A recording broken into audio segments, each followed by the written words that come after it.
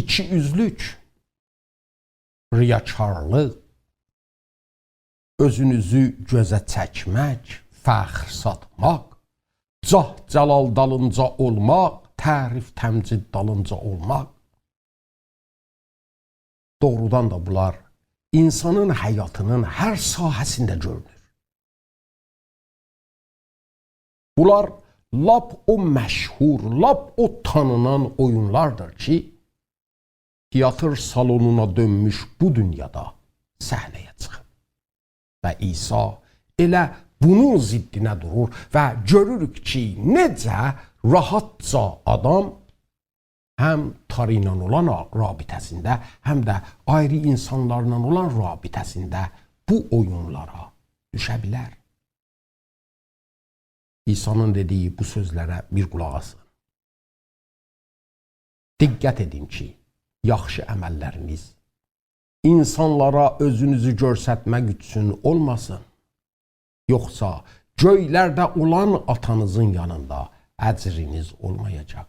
Ona görə sədəqə verdiyin zaman onu şeypurlarla car çəkmə, necə ki, riyakar adamlar xalqın yanında hörmət qazanmaq üçün kənisələrdə və küçələrdə edirlər. Doğrusunu sizə deyirəm, onlar bütün əcrlərini alıblar. Lakin sən sədəqə verdiyin vaxt qoy sol əlin sağ əlinin nə etdiyini bilməsin. Sədəqən gizlin olsun. Gizlini görən atan da sənə əvəzini verəcək. Dua edəndə riyakar adamlar kimi olma. Çünki onlar sevirlər ki, özlərini ayrı adamlara göstərmək üçün kənisələrdə və küçələrin ağzında durub dua etsinlər. Doğrusunu sizə deyirəm.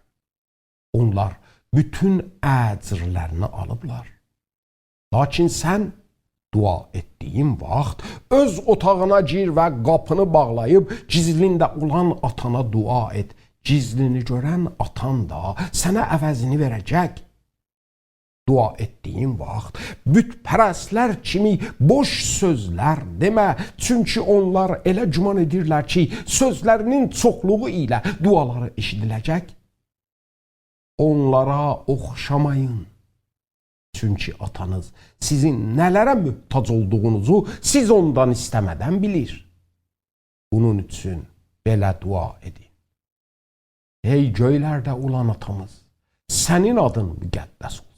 Səltənətin gəlsin, sənin istədiyin göydə olduğu kimi yerdə də olsun. Gündəlik çörəyimizi bugün bizə ver və bizim borclarımızı bizə bağışla. Necə ki, biz də bizə borclu olanları bağışlayırıq. Bizi imtihana çəkmə, lakin şərdən xilas et. Çünki səltənət, qüdrət və izzət əbədə kimi sənindir. Çünki əgər insanların sizə etdiyi günahlarını bağışlayasınız, göylərdə olan atanız da sizi bağışlar. Amma əgər insanların sizə etdiyi günahlarını bağışlamayasınız, atanız da sizin günahlarınızı bağışlamaz. Oruç tutduğunuz zaman riyakar adamlar kimi qaş qabaqlı gəzməyin. Çünki onlar özlərini insanlara göstərmək üçün görünüşlərini dəyişirlər. Doğrusunu sizə deyirəm, onlar bütün əcrlərini alıblar. Lakin sən oruç tutduğun vaxt başına yağ sürt və üzünü yu.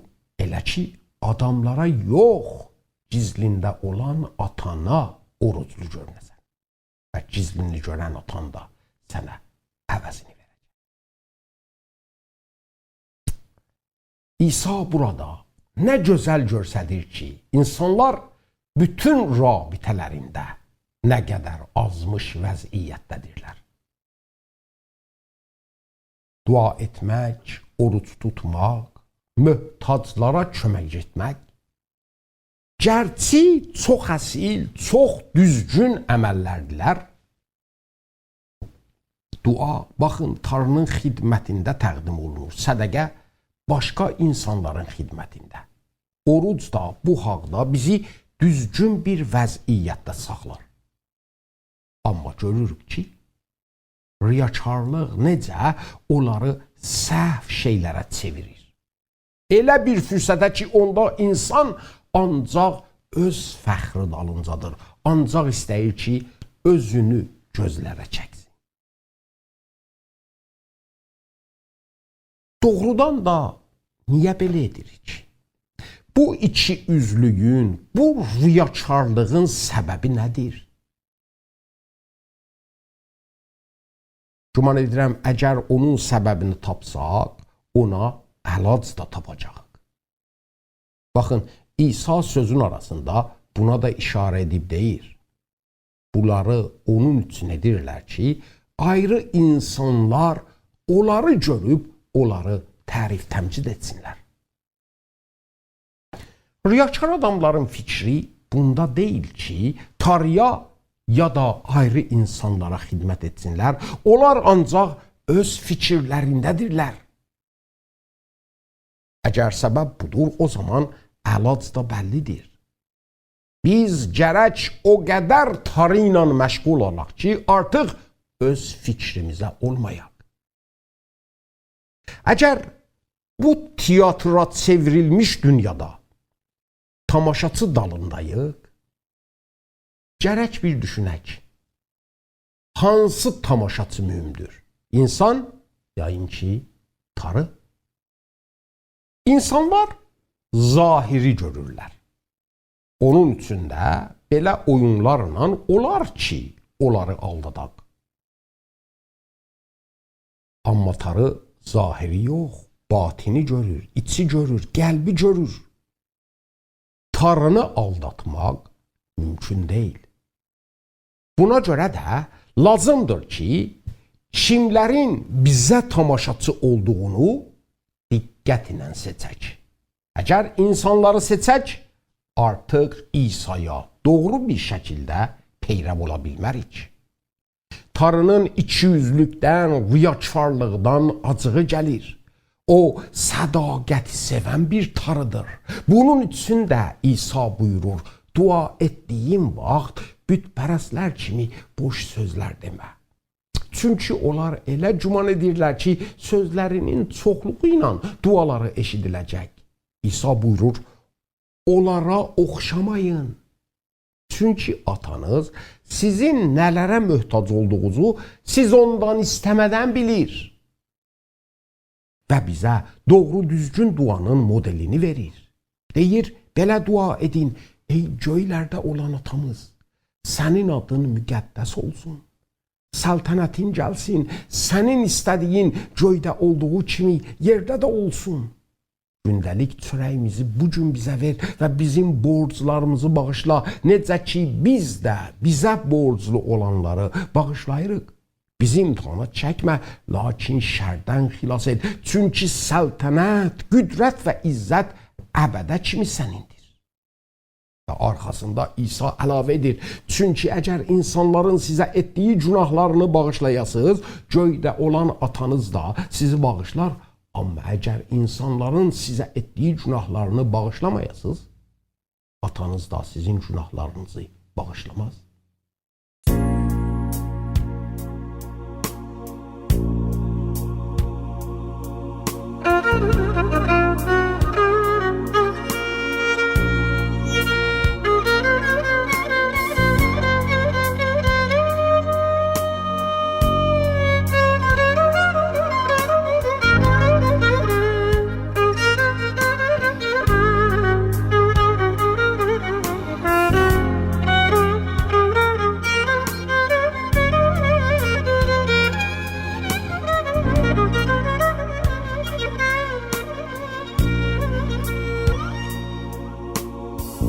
Qan içirtdi dünya mənə Allahım, kədər verdi qəlbimə Allahım, dərd gətirdi dünya mənə Allahım, tək ümidim qaldı sənə Allahım. Qan içirtdi dünya mənə Allahım, kədər verdi qəlbimə Allahım, dərd Getirdi dünya mənə Allahım. Tek ümidim kaldı sənə Allahım. İstəyimi tapmışam, arzulara çatmışam. Bircə qalır cənnətdə sənlə əbədi olmaq.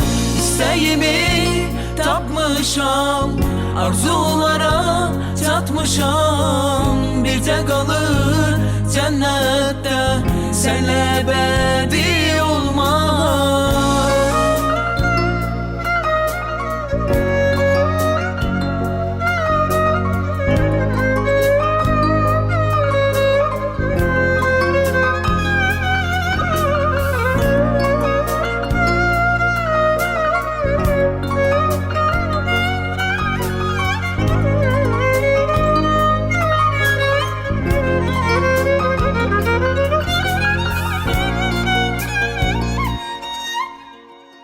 Mən ağladım, dünya güldü Allahım.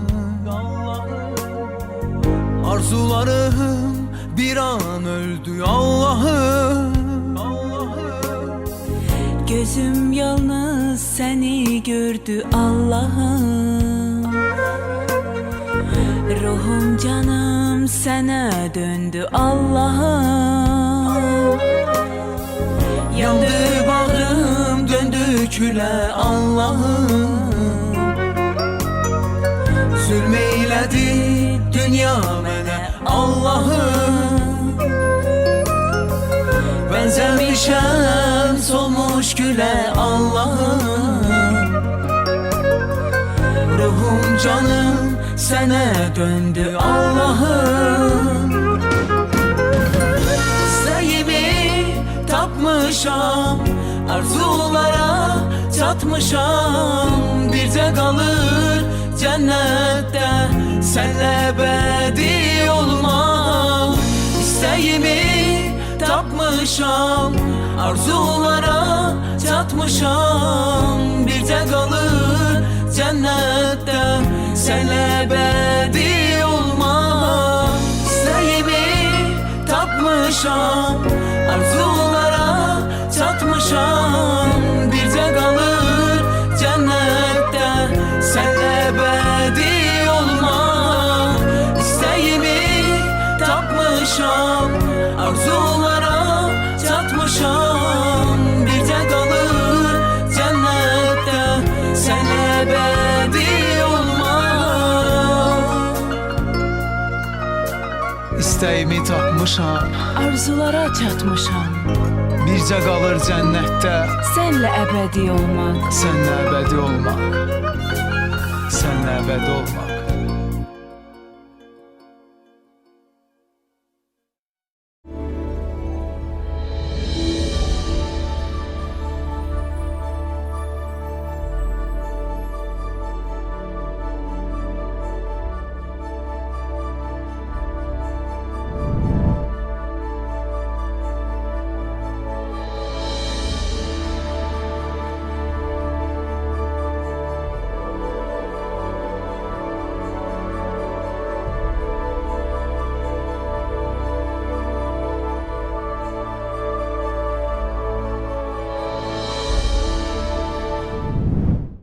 Baxın, nə fəqət duamızın amacı gərək düzgün olsun, mahiyyətində də gərək düzgün olsun.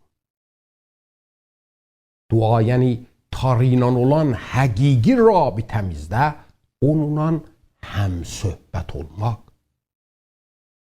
Həmsöhbətlikdə nə qədər ayıb olar ki, adam havayı, düşünməmiş və boş sözlər danışsın.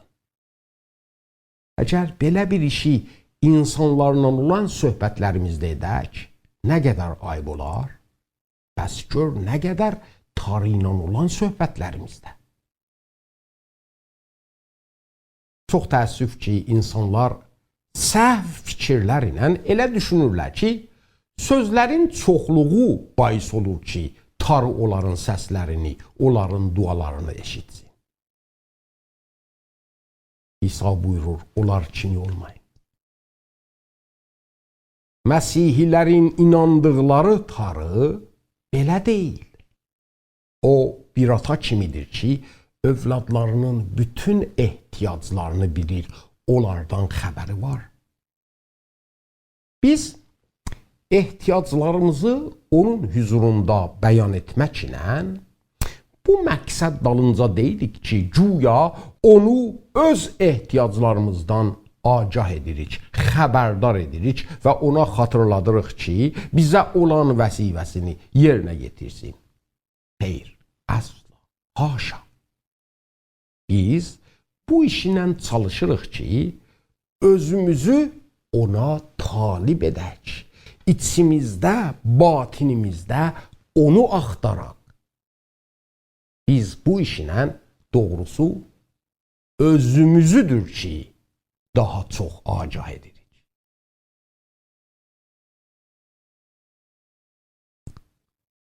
İsa duaya durduğumuz zaman bizdən istəyir ki, bu həmsöhbətlikdə dediyimiz sözlər ancaq dodaqlarımızın sözləri yox, fikrimizin və qəlbimizin söhbətidir doğrusu. Buna görə də bu halda bizə bir nümunə, bir olğu verir. Baxın, Məsih bu duanı verd kimi bizə vermədi. Məsih bu duada bizə dua haqqında bir nümunə qoydu. Bizə göstərdi ki, tarı ilə olan bu ikitərəfli rabitəmizdə gərək nələr olsun və nələr eləyə bilər bu rabitəni daha da dərinləşdirsin, daha da səmimi etsin. Məsihin təlim verdiyi birinci mətləb budur ki, göyə baxdıqda fəryad etməyin, ey böyük tarı ki bizdən çox uzaqdasan, əlimiz çatmayan bir yerdəsən. İsa buyurur, siz ki mənim qanımın vasitəsilə yuyulubsuz və mənim ruhum sizdə sakindir, sizin artıq kimliyiz var. İtmiş deyilsiz. Buna görə də duanı bu ibarət ilə başlayın. Ey göylərdə olan atamız. Və bu ata ibarəti bizim kim olduğumuzu göstərir. Baxın, bizim həyatda etdiyimiz çox rəftarlar, çox əməllər bizim kimliyimizdən qaynaq alır. Çox təəssüf ki, insanlardan çoxları özlərinə yalan və saxta kimliklər qəbul ediblər.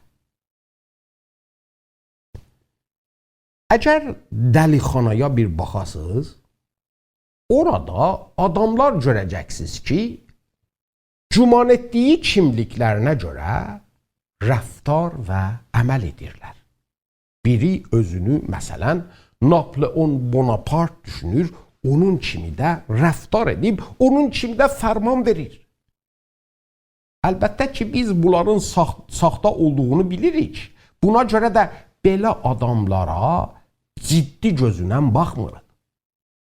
Amma onların özləri bu kimliyin doğru olduğunu nəinki inanırlar, ciddi bir şəkildə də bu kimliyi yaşayırlar. Bizim həyatımızda da çox kimliklər var ki, biz onların saxta olduğunu nə deyim ki bilmirik. Və rahatca propagand, təbliğ və belə şeylər vəsiləsi onları özümüzə alıb elə də rəftar edirik. Bu kimliklərin saxta olduğu üçün az bir zaman ərzində depresyon tuturuq, ümidlərimiz əldən gedir.